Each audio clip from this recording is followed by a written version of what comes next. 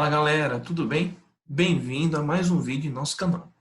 Hoje o tema é democracia, que vai envolver abordagens da filosofia e da sociologia para que você possa entender como é que esse tema tão importante para a atualidade é cobrado no Exame Nacional do Ensino Médio, tá bom?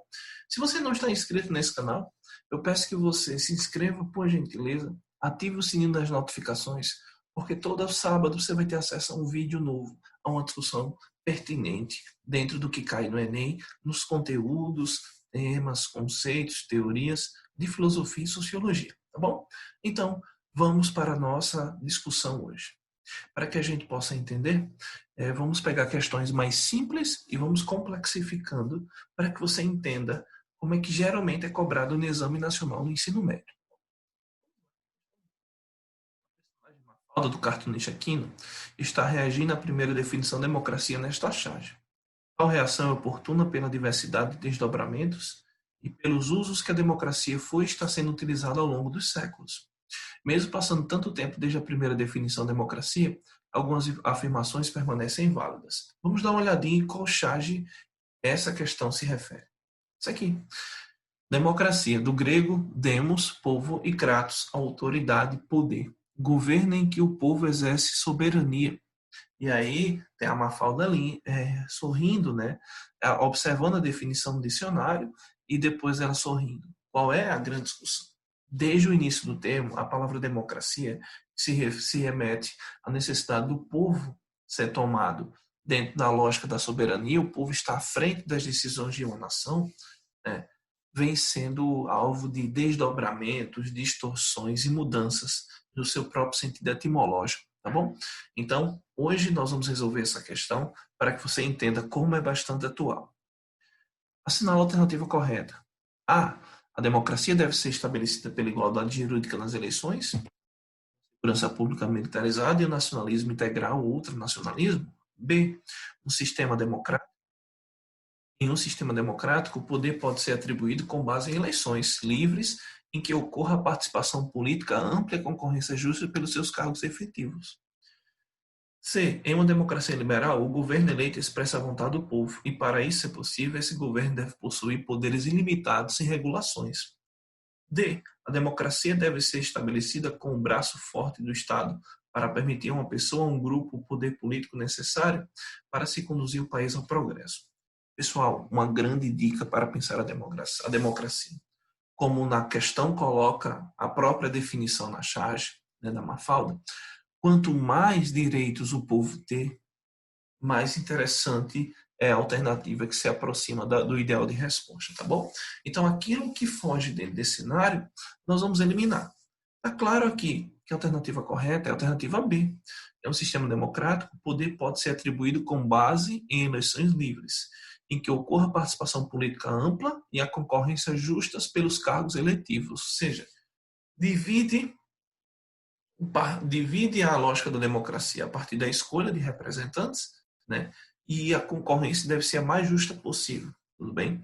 Em um Estado democrático de direito, fazem as pré-candidaturas, as candidaturas, como é o exemplo da nossa sociedade brasileira, e as pessoas se organizam para pleitear vagas, né? Seja para deputados, estaduais e federais, governadores, senadores, prefeitos, e isso vai sendo construído, tá bom? Até mesmo o cargo da presidência da República passa por esse cenário. Vamos entender por que a está errada. Olha só, a democracia deve ser estabelecida pela igualdade jurídica nas eleições. Está certo, pode ser estabelecida, não é que deve, né?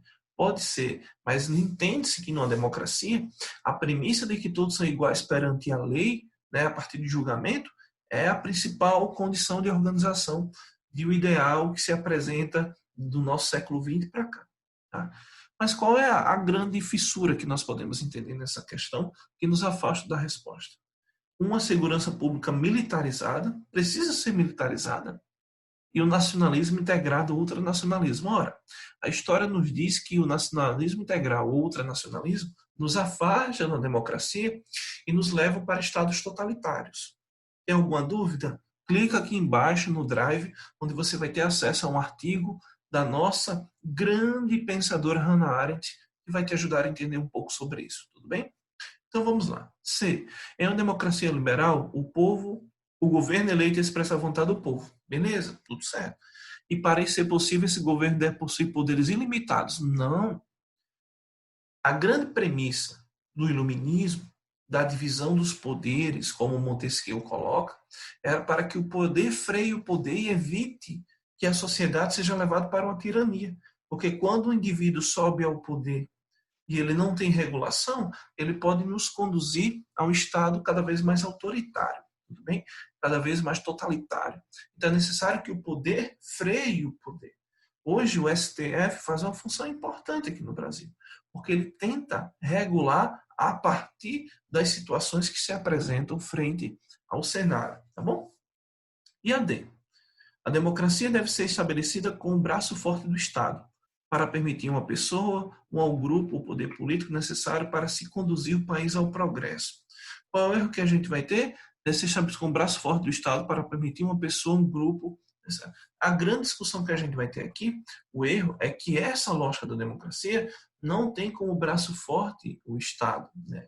A grande lógica, o braço forte é as demandas da população. Então, a alternativa que vai dar conta vai ser a alternativa B, tudo bem? Se você tiver alguma dúvida, deixa teu comentário aqui, tá? Que eu vou responder à medida que for possível, tá bom? Vamos avançar para a próxima questão. Quando o Enem 2017, todo ano tem uma questão que se volta à democracia, é muito importante. Nós vivemos num Estado democrático de direito e experiências passadas como a ditadura militar mostram que a pluralidade não é possível, então que possamos defender a democracia a todo momento, tá bom? Vamos lá. Muitos países se caracterizam por terem populações multiétnicas. Com frequência, evoluíram desse modo ao longo dos séculos. Outras sociedades se tornaram multiétnicas mais rapidamente, como resultado de políticas de incentivo à migração ou por conta de legados coloniais e imperiais. Do ponto de vista das democracias contemporâneas, o modelo descrito demanda simultaneamente de quê? Defesa do patriotismo e rejeição do hibridismo. B. Universalização de direitos e respeito à diversidade. C. Segregação do território e estímulo ao autogoverno. D. Políticas de compensação e homogeneização do idioma. Ou E. Padronização da cultura e repressão aos particularismos. Nesse caso, está clara que a alternativa correta é a alternativa B. Né? A foge diretamente sobre isso. Né? Vai falar sobre patriotismo e rejeição do hibridismo. Híbrido é algo que é misturado, que tem várias nuances diferentes dentro de uma mesma situação. Então, nós podemos aqui entender que essa rejeição ao hibridismo, né, é uma rejeição também à pluralidade, à questão multiétnica, tá bom? Vamos avançar. C. Segregação do território estímulo ao autogoverno? Não, né, pelo contrário. Políticas de compensação e homogeneização do idioma não foge diretamente da condição multiétnica, como se coloca na questão.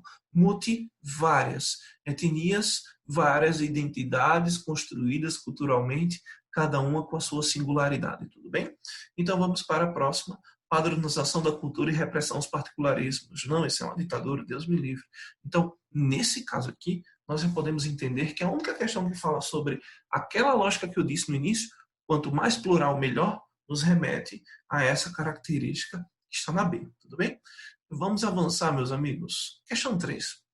Questão do Enem, da segunda aplicação. Lembre que em 2016 nós tivemos aquele contexto de ocupação legítima das escolas, né, e que foi necessário ter 2 aplicações no certame. Então vamos a essa questão que é muito bacana. O processo de justiça é um processo, ora de diversificação do diverso, ora de unificação do idêntico. A igualdade entre todos os seres humanos em relação aos direitos fundamentais é o resultado de um processo de gradual eliminação de discriminações e, portanto, de unificação daquilo que é sendo reconhecido como idêntico. Uma natureza comum do homem, acima de qualquer diferença de sexo, raça, religião, etc. Texto do grande intelectual liberal italiano Norberto Bobbio, um dos importantes pensadores que o século XX já teve para a ciência política. Vamos lá. De acordo com o texto, a construção de uma sociedade democrática fundamenta-se em quê? Na norma estabelecida pela disciplina social, na presença dos indivíduos à mesma categoria, na pertença dos indivíduos à mesma categoria, a ausência de constrangimentos de ordem pública, a debilitação das esperanças na condição humana, a garantia da segurança das pessoas e dos valores sociais. Nesse caso, a alternativa que vai dar conta vai ser a alternativa B, a presença dos indivíduos na mesma categoria, com a categoria de povo, de pertencimento. Dentro de uma democracia, quem está dentro dos limites daquele território, daquela nação, devem gozar da mesma lógica. Todos são iguais perante a lei. Isso é fruto de uma longa conquista que foi feita sobre o suor, o esforço, o sangue derramado por justiça. E aqui nós vamos eliminar a porque eu ia falar de disciplina social. Não, a disciplina é a principal prerrogativa da democracia. Né? Porque muitas vezes a disciplina, se não tivermos cuidado, pode ser confundida ou levada ao autoritarismo. Tudo bem? C. A ausência de constrangimentos de ordem pública. Não tem nada a ver. D. A debilitação das esperanças na condição humana. Não. Aí que vai ser interessante. A democracia reacende a esperança na condição humana com base na ideia de que se todos forem iguais dentro de uma sociedade democrática, eles poderão gozar de algumas premissas frente à liberdade. Liberdade essa cunhada pelo John Locke, cunhada pelo Jean-Jacques Rousseau, enfatizada pelo Immanuel Kant e por aí vai, tá bom? Então, o nosso legado do iluminismo rechaça qualquer discussão em cima disso aí. Garantia da segurança das pessoas e valores sociais.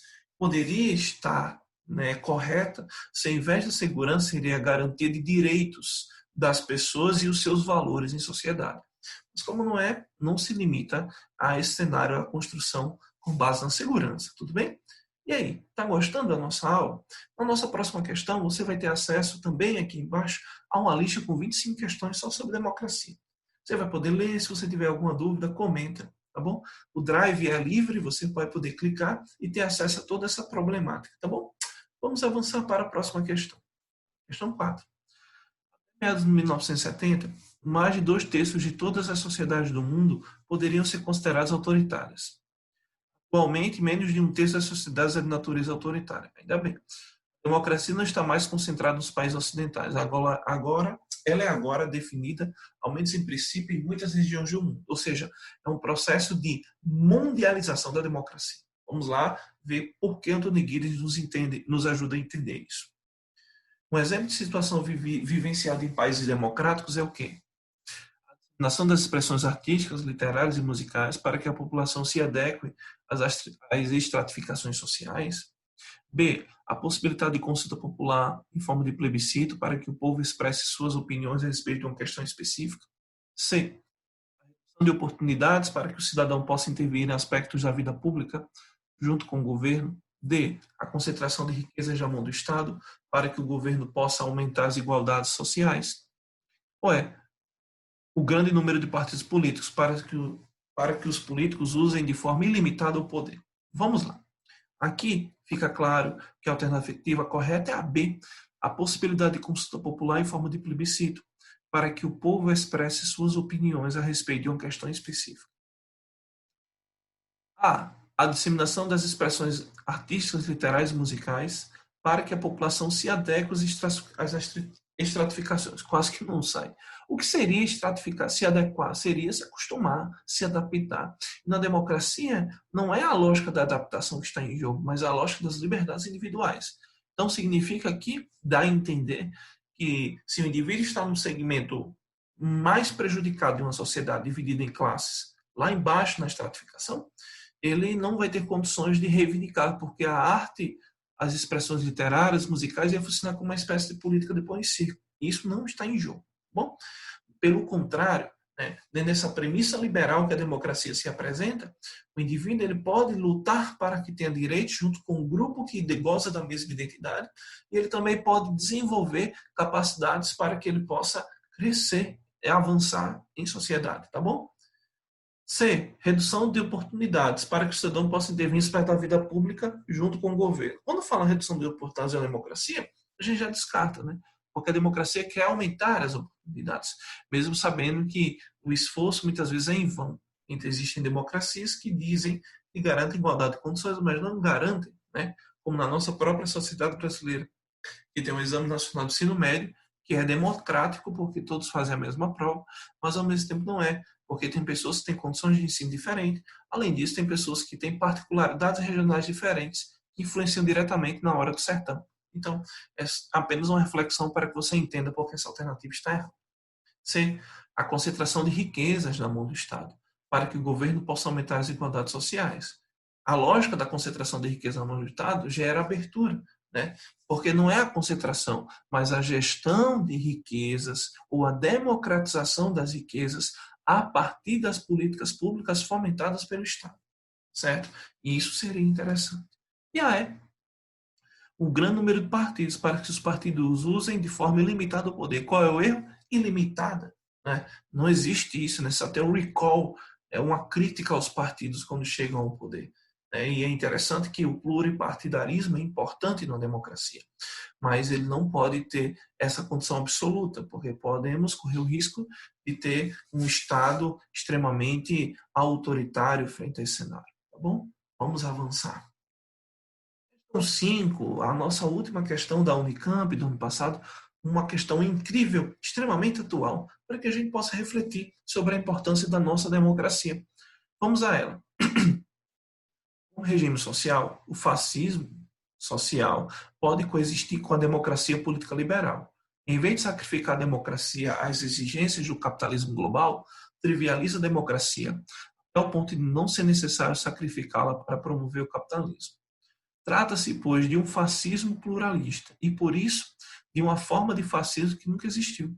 Podemos estar entrando num período em que as sociedades são politicamente democráticas e socialmente fascistas. Grande contribuição do sociólogo Boaventura de Souza Santos na obra Epistemologias do Sul, uma obra muito bacana. Quem não conhece, eu sugiro a leitura. Tá bom? Vamos avançar. De acordo com o texto e os conhecimentos sobre o assunto, a coexistência entre fascismo e democracia é facilitada por processos eleitorais que dão continuidade a fascismos que sempre existiram, promovida pela aceitação social que banaliza a democracia em favor do capitalismo global, dificultada por processos eleitorais que renovam a democracia, inviabilizando os fascismos, possibilitada pela aceitação social das sociedades fascistas e socialmente democráticas. Está na cara que a alternativa desse cenário aqui, né, que a gente vai ter é a B, a aceitação social que banaliza a democracia em favor do capitalismo global. E é interessante entender que isso vai garantir todo um leque de desigualdade social. Gostou da nossa aula? Eu espero que você tenha gostado. Fica ligado, se inscreve no nosso canal e vamos defender a democracia como a principal premissa para que as desigualdades sociais não se ampliem, tá bom? Valeu, até mais. Tchau. The dictator of Tomania, the conqueror of Austerlitz, the future emperor of the world. You must speak. I can't. You must. It's our only hope. Hope.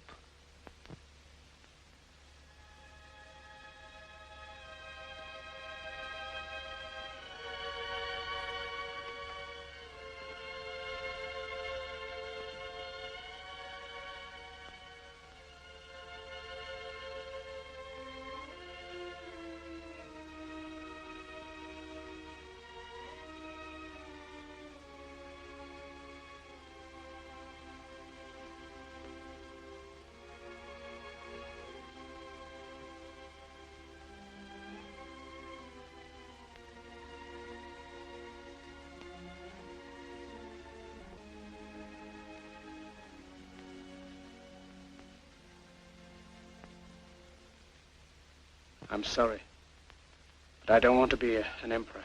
That's not my business. I don't want to rule or conquer anyone. I should like to help everyone if possible. Jew, Gentile, black man, white. We all want to help one another. Human beings are like that. We want to live by each other's happiness, not by each other's misery.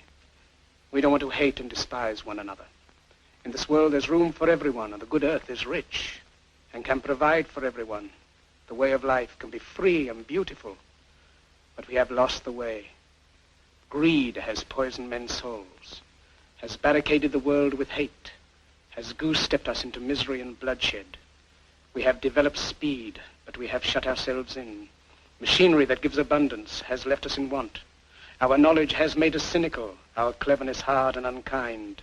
We think too much and feel too little. More than machinery, we need humanity. More than cleverness, we need kindness and gentleness. Without these qualities, life will be violent, and all will be lost. The aeroplane and the radio have brought us closer together. The very nature of these inventions cries out for the goodness in men, cries out for universal brotherhood, for the unity of us all. Even now, my voice is reaching millions throughout the world, millions of despairing men, women, and little children, victims of a system that makes men torture and imprison innocent people. To those who can hear me, I say, do not despair. The misery that is now upon us is but the passing of greed, the bitterness of men who fear the way of human progress. The hate of men will pass, and dictators die, and the power they took from the people will return to the people. And so long as men die, liberty will never perish. Soldiers, don't give yourselves to brutes, men who despise you, enslave you, who regiment your lives, tell you what to do, what to think, and what to feel, who drill you, diet you, treat you like cattle, use you as cannon fodder. Don't give yourselves to these unnatural men with machine minds and machine hearts. You are not machines. You are not cattle. You are men. You have the love of humanity in your hearts. You don't hate. Only the unloved hate. The unloved and the unnatural. Soldiers, don't fight for slavery. Fight for liberty. In the 17th chapter of St. Luke it is written, the kingdom of God is within man, not one man nor a group of men, but in all men, in you. You, the people, have the power to create machines, the power to create happiness. You, the people, have the power to make this life free and beautiful, to make this life a wonderful adventure. Then in the name of democracy, let us use that power. Let us all unite. Let us fight for a new world, a decent world, that will give men a chance to work, that will give youth a future and old age a security.